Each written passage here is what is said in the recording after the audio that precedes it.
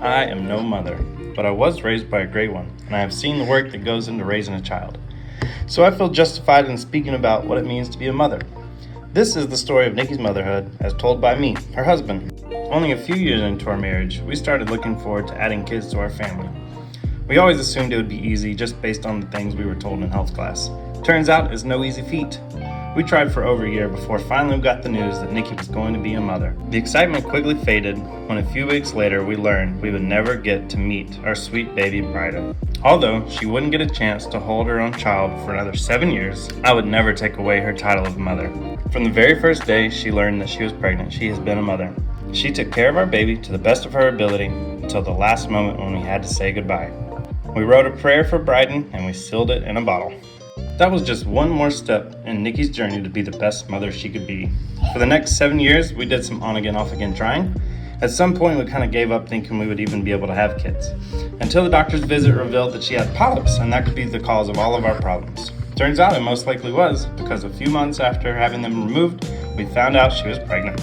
You hear a lot about God having perfect timing, but when you're in the middle of it, it sure doesn't seem that way. How could such a long time be perfect timing? It just so happened that we couldn't have had our first child at a better time. The worst thing to happen in the world during our lifetimes turned out to be a blessing for our family. Asher was born at just the right time during a worldwide pandemic. Nikki was able to have me in the room while she was giving birth, a blessing that not all people during that time got to have. It was also right when everything was starting to shut down, including my job.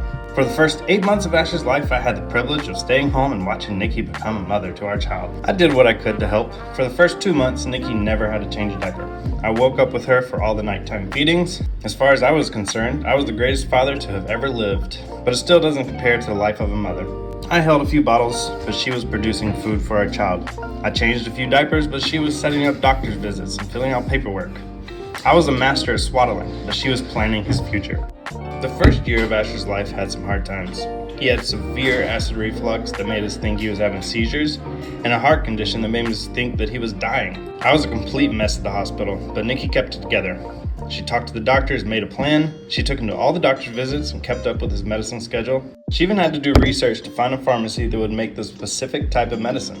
Who knew you couldn't just go to a pharmacy and get medicine? He's almost 2 now and he's doing great, but for a while it seemed like he would never be off his medication.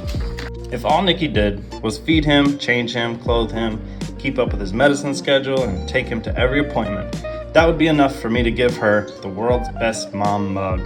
But that is honestly the easy stuff. It's the day-to-day life that's the hardest. I have had the privilege of watching Asher for a full day a few times. I do love that little guy, but it is hard.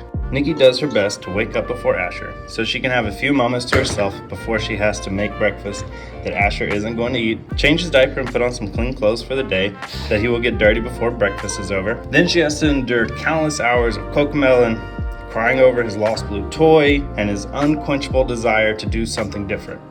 The boy will only sit still long enough to look at the front and then the back cover of a book. He wants to go upstairs, outside, inside, in the car, back upstairs, back outside.